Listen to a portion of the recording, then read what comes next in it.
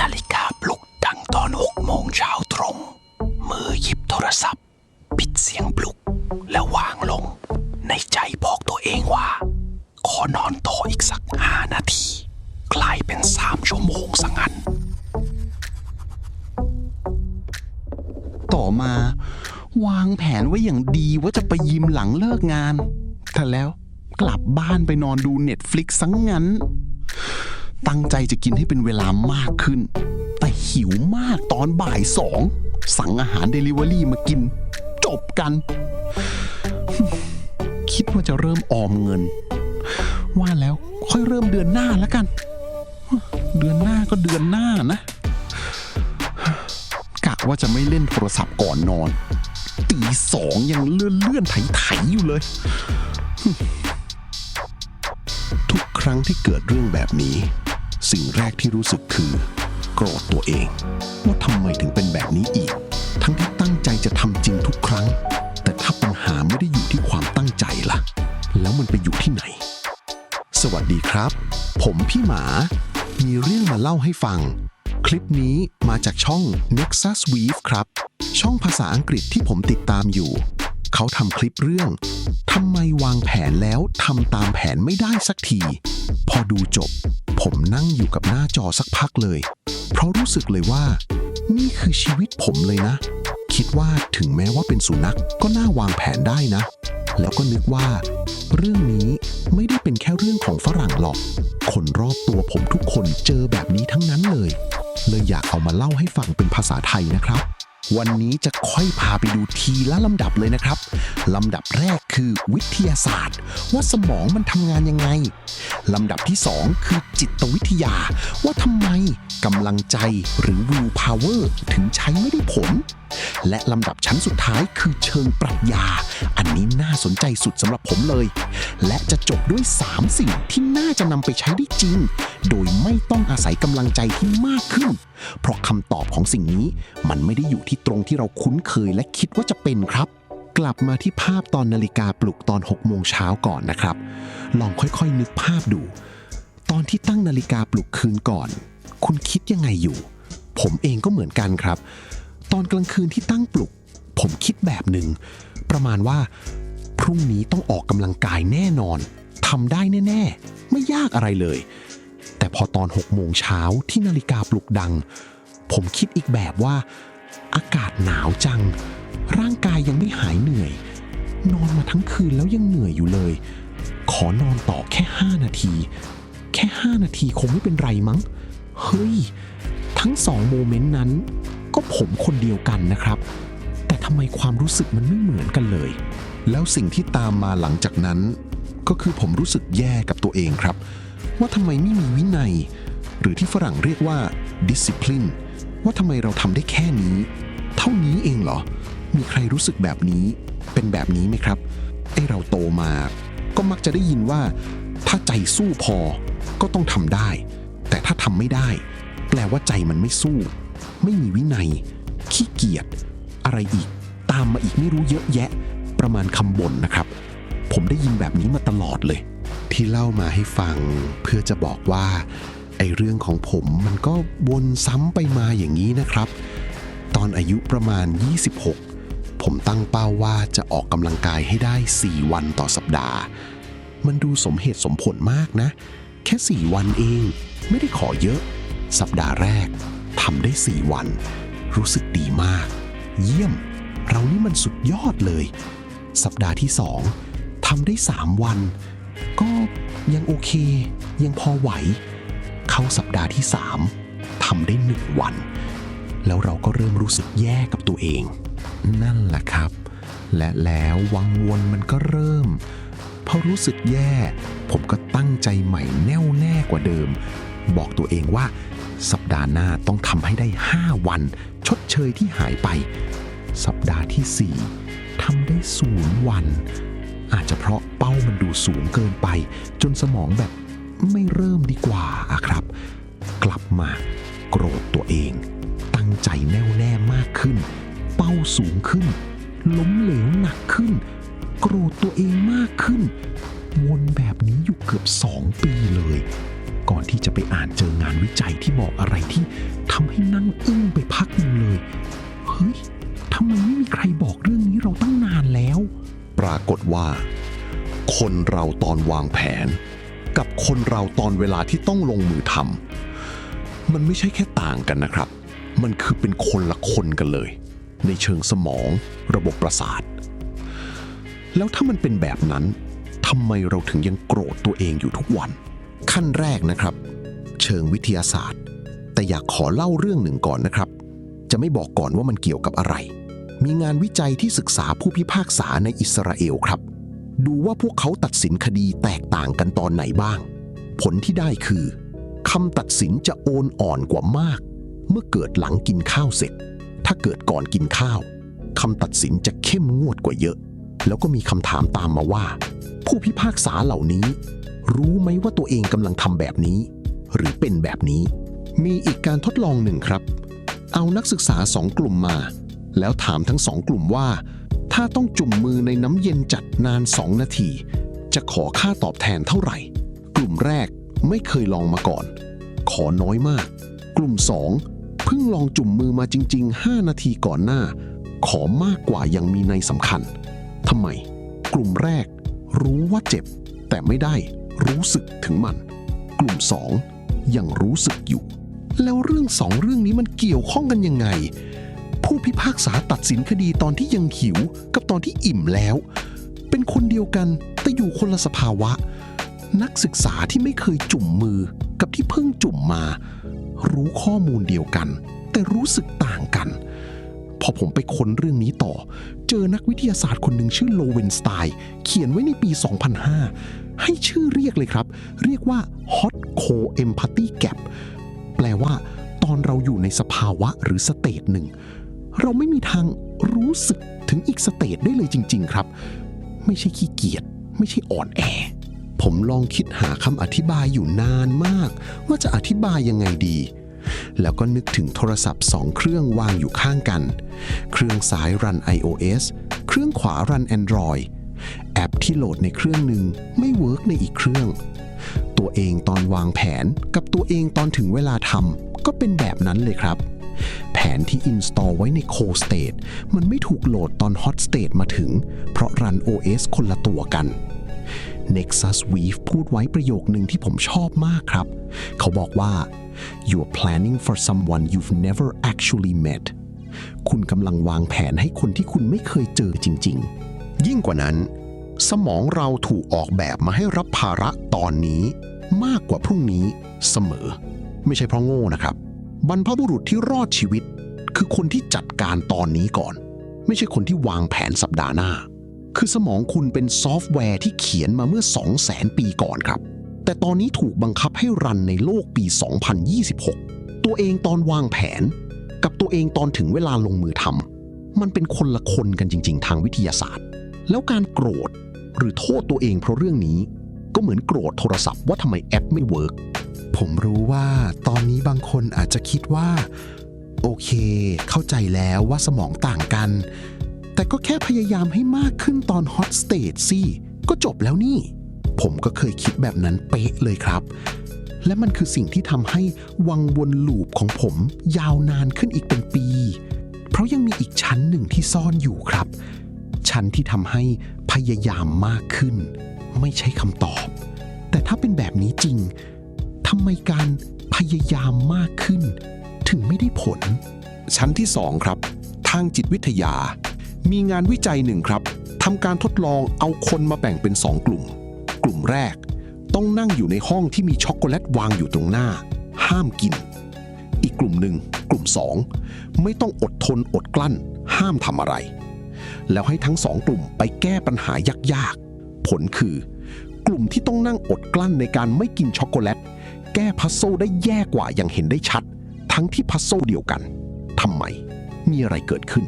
เพราะกำลังใจที่ใช้ไปต้านทานช็อกโกแลตมันดึงมาจากแหล่งเดียวกับที่จะใช้แก้ปัญหาครับ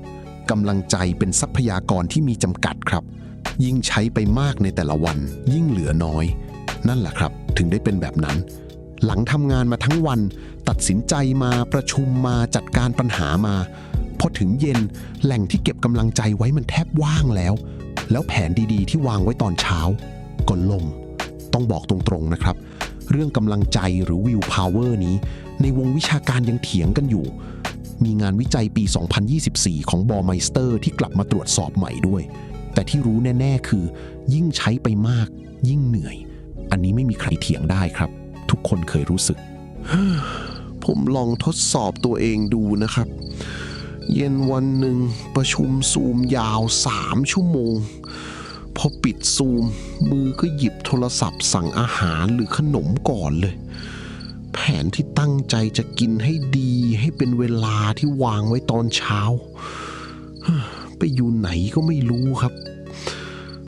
แต่นั่นแหละครับผมไม่ได้เล่าเพื่อบ่นแต่เล่าเพราะมันตรงกับงานวิจัยทุกข้อที่เพิ่งพูดไปเลย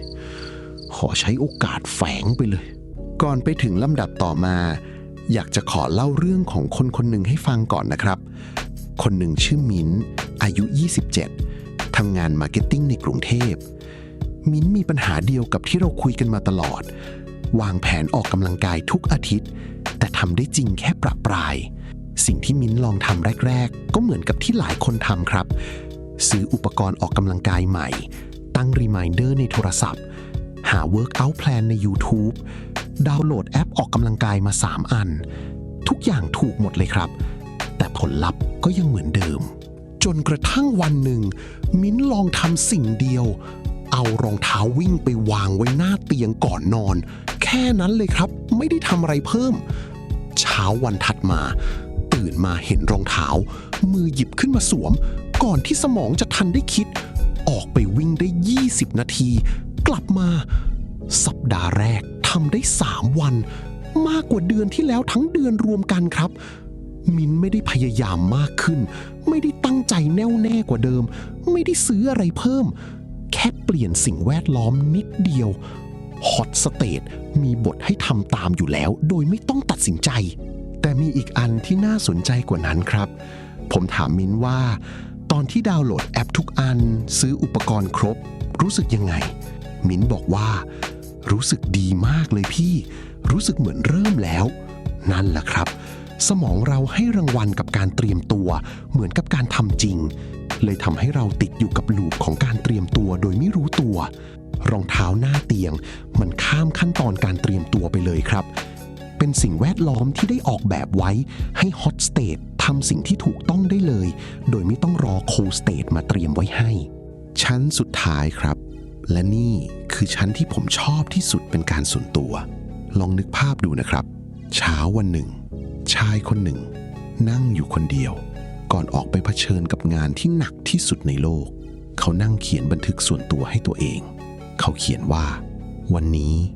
ฉันจะเจอคนที่น่าหงุดหง่ายคนที่ไม่ซื่อสัตย์คนที่ขอบคุณและคนที่ไม่รู้จักขอบคุณฉันเตรียมพร้อมแล้วชายคนนี้คือมาคัส ออเรเลียสเอ็มเพอเรอร์ของโรมันเอ็มไพร์ที่ใหญ่ที่สุดในโลกและเขาทำแบบนี้ทุกเช้าก่อนออกไปปกครองเขาไม่ได้ทำเพราะมองโลกในแง่ร้ายนะครับเขาทำเพราะรู้ว่าตัวเองตอนนั่งเงียบๆตอนเช้ากับตัวเองตอนเจอปัญหาจริงๆเป็นคนละสเตจเขากำลังเตรียมฮอตสเตจขณะยังอยู่ในโคสเตจครับ 2,000 ปีก่อนโลเวนสตีนจะเกิดด้วยซ้ำเซเนกานักปรัชญาร่วมยุคเดียวกันเขียนไว้ครับว่าถ้าคุณคิดถึงความยากล่วงหน้าแรงกระแทกตอนที่มันมาถึงจะเบาลงแล้วอีกฝั่งหนึ่งของโลกในยุคเดียวกันนั้นเลยเล่าจือเขียนเต๋าเต๋อจริงไว้ว่าน้ำไม่เคยต่อสู้กับภาชนะน้ำหาที่ว่างแล้วก็ไหลเข้าหาวูเวครับไม่ใช่ยอมแพ้แต่คือไม่ไปสู้กับธรรมชาติออกแบบให้ธรรมชาติพาไปในทิศที่ถูกต้องเองสโตอิกเรียกมันว่า premeditatio malorum เตาอิสเรียกมันว่า wu wei โลเวนสไตน์เรียกมันว่า hot cold empathy gap แล้วนี่คือสิ่งที่ทำให้ผมแบบเฮ้ยนี่มันเรื่องของมนุษย์จริงๆ3 คน3 ทวีป3 ยุคสมัยห่างกันเป็น1,000 ปีแต่เห็นปัญหาเดียวกันทุกข้อแต่ทั้ง3เห็นปัญหาเดียวกันอย่าวางแผนราวกับว่า hot state จะไม่มาถึงมาคัส ออเรเลียสเป็นจักรพรรดิ ที่ทรงอำนาจที่สุดในโลกตอนนั้นนะครับยังต้องเตรียมตัวแบบนี้ทุกเช้าเลยแปลว่าปัญหานี้มันไม่ใช่ความอ่อนแอของคุณมันเป็นแค่เงื่อนไขของการเป็นมนุษย์ครับแต่รู้ว่าทำไมกับรู้ว่าต้องทำอะไรอย่างคนละเรื่องกันอยู่ครับมาร์คัส ออเรเลียสรู้เรื่องนี้แล้วเขาทำอะไรกับมันจริงๆแล้วเราจะเอาไปใช้ยังไงไม่ใช่พยายามมากขึ้นครับแต่คือออกแบบใหม่ให้ตัวเองตอนฮอตสเตทมีบทบาทให้ทำอยู่แล้วไม่ต้องตัดสินใจสดๆตอนนั้นมี3ระดับที่ทำได้จริงครับเริ่มจากง่ายที่สุดไปถึงลึกที่สุดระดับแรก if then planning การวางแผนแบบมีเงื่อนไขว่าถ้าเป็นแบบนี้จะทำแบบนี้ผมลองใช้วิธีนี้กับลูปวังวนของตัวเองที่เล่าไปตอนต้นตอนนั้นหมดหวังกับตัวเองมากๆแล้วครับ2 ปีที่วนอยู่กับลูปเดิมแล้วก็ไปเจอวิธีนี้โดยบังเอิญตอนนั่งอ่านงานวิจัยดึกๆแล้วก็แบบเฮ้ยทำไมมันง่ายแบบนี้มีนักจิตวิทยาชื่อกอลวิทเซอร์จากนิวยอร์กเอางานวิจัย94ชิ้นคนเข้าร่วมกว่า 8,000 คนมารวบรวมแล้วก็พบว่าแทนที่จะบอกตัวเองว่าจะออกกำลังกายให้เปลี่ยนเป็นถ้าสถานการณ์นี้ผมจะทำแบบนี้ทันทีในแวดวงวิชาการถ้า effect size ขนาดของผลกระทบเกิน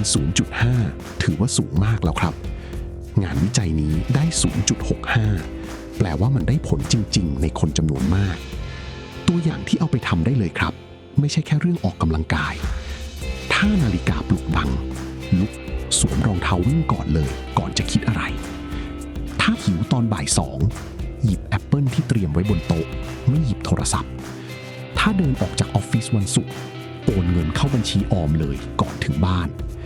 ถ้าเริ่มเครียดกับงานเปิดเพลย์ลิสต์ที่เตรียมไว้ไม่เปิดโซเชียลมีเดียสังเกตไหมครับทุก if then มีการกระทำที่ชัดเจนไม่มีคำว่าจะพิจารณาหรือจะลองดูเพราะ hot state ไม่มีเวลาพิจารณาครับมันต้องการบทที่พร้อมอยู่แล้วระดับที่ 2 การออกแบบสิ่งแวดล้อมวิธีนี้ผมเริ่มหลังจาก if then ทำงานแล้วพบว่า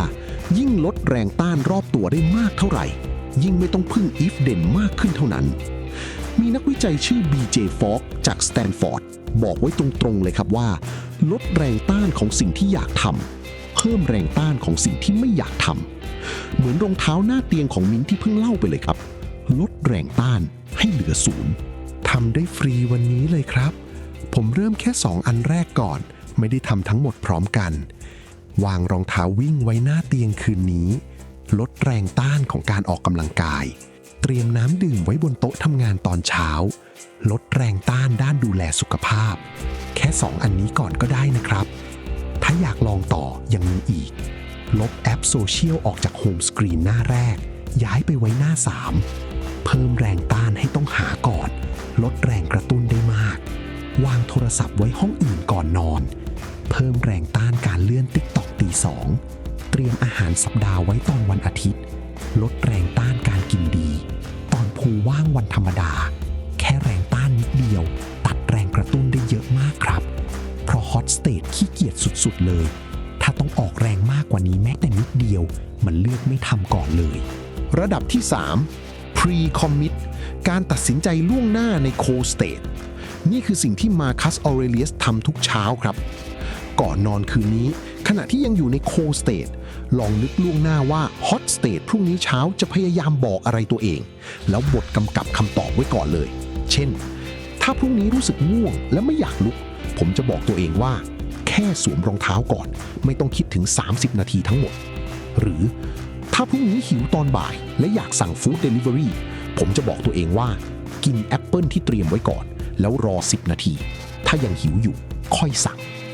วูเวในทางปฏิบัติเลยครับไม่ใช่สู้กับสมองแต่ออกแบบให้สมองเดินบนเส้นทางเดินที่ถูกต้องโดยไม่รู้ตัวเหมือนน้ำที่ไม่ต้องต่อสู้กับภาชนะแค่หาที่ว่างแล้วก็ไหลทบทวนสั้นๆก่อนไปต่อนะครับ 1. if then เตรียมบทบาทกำกับไว้ก่อนว่าถ้าเจอสถานการณ์นี้จะทำแอคชั่นนี้เลย 2. ออกแบบสิ่งแวดล้อมลดแรงต้านของสิ่งที่อยากทำเพิ่มแรงต้านของสิ่งที่ไม่อยากทำฟรีทำได้วันนี้เลย 3. Pre-commit การตัดสินใจล่วงหน้า ตอนยังอยู่ใน cold state สคริปต์คำตอบให้ hot state ไว้ก่อนมาร์กัสทำแบบนี้ทุกเช้าเลยครับก่อนจบนะครับผมรู้ว่าบางคนอาจจะคิดอยู่ว่าข้อแรกก็แค่ไม่มีวินัยพอเข้าใจครับเราเห็นแต่ผลลัพธ์ของคนที่ทำได้ไม่ได้เห็นว่าเขาเซตอัพชีวิตรอบตัวยังไงคนที่ทำได้ไม่ได้พยายามมากกว่านะครับแค่ออกแบบสิ่งแวดล้อมดีกว่าลองเปลี่ยนจากต้องพยายามมากขึ้นเป็นจะออกแบบอะไรใหม่ได้บ้างผลลัพธ์จะต่างกันเลยครับข้อ 2 คนอื่นทำได้ทำไมฉันทำไม่ได้เราเห็นแค่ผลลัพธ์สุดท้ายไม่ได้เห็นว่าเขาเซตอัพชีวิตรอบตัวยังไงสมองทุกคนทำงานเหมือนกันหมดเลยครับต่างกันแค่สิ่งแวดล้อมถ้าเจอคนที่ทำได้ลองถามว่าเขาออกแบบอะไรไว้บ้างไม่ใช่ถามว่าพยายามแค่ไหนคำตอบมักจะทำให้งงเลยครับข้อ 3 ฟังดูเป็นข้ออ้างนะข้ออ้างคือพูดแล้วจบแต่ถ้าเข้าใจว่าทำไมจริงๆมันจะบอกว่าต้องแก้ที่ไหนความต่างอยู่ที่ว่าเราเอาความเข้าใจนั้นไปทำอะไรต่อครับปัญหาไม่ได้อยู่ที่ว่าคุณตั้งใจพอไหมปัญหาอยู่ที่ว่าคุณออกแบบให้ตัวเองตอนเหนื่อยทำสิ่งที่ถูกต้องได้ไหมถ้าจะจำได้แค่3อย่างจากคลิปนี้ครับผมอยากให้จำว่าคนละสภาวะกำลังใจหรือ will power มีจำกัดเริ่มจากรองเท้าหน้าเตียงคืนนี้ถ้าคุณเคยรู้สึกแย่กับตัวเองที่วางแผนแล้วทำไม่ได้ซ้ำๆผมอยากบอกว่าคุณไม่ได้ขาดดิสซิปลินคุณไม่ได้อ่อนแอคุณแค่มีสมองแบบมนุษย์ผมพูดแบบนี้ไม่ใช่เพราะมันฟังดูดีนะครับแต่มันก็ดูดีนะแต่เพราะผมเองก็ยังลืมวางรองเท้าบ้างบางอาทิตย์ก็พลาดวนลูปเดิมอีกแต่ความแตกต่างคือตอนนี้ผมรู้แล้วว่าปัญหาอยู่ที่ไหนและแก้ตรงไหนแบบเดียวกับมาร์คัส ออเรเลียสแบบเดียวกับผมและแบบเดียวกับทุกคนที่ดูคลิปนี้อยู่แล้วผมอยากถามครับ Hot State ของคุณมักจะพาไปทำอะไรที่รู้ว่าไม่โอเคเดินออกจากออฟฟิศแล้วสั่งฟู้ดเดลิเวอรี่ปิดซูมแล้วเปิดโซเชียลมีเดียหรืออย่างอื่นบอกในคอมเมนต์ได้เลยครับอยากรู้ว่าของแต่ละคนเป็นทริกเกอร์ตัวจุดชนวนที่ให้ทำเป็นอะไรกันบ้างคืนนี้ก่อนนอนลองเอารองเท้าวิ่งไปวางไว้หน้าเตียงแค่นั้นก่อนเลยนะครับแล้วพรุ่งนี้เช้ามาบอกด้วยว่าเกิดอะไรขึ้นผมจะมาอ่านทุกคอมเมนต์ครับอยากรู้จริงๆว่าของแต่ละคนเป็นยังไงถ้าอยากดูเวอร์ชั่นภาษาอังกฤษแบบลึกกว่านี้ไปดูได้ที่ช่อง Nexus Weave เลยครับคลิปเรื่อง You made the plan you didn't follow it here's why ลิงก์ไว้ให้ใน description แล้วพบกันใหม่คลิปหน้านะครับสวัสดีครับ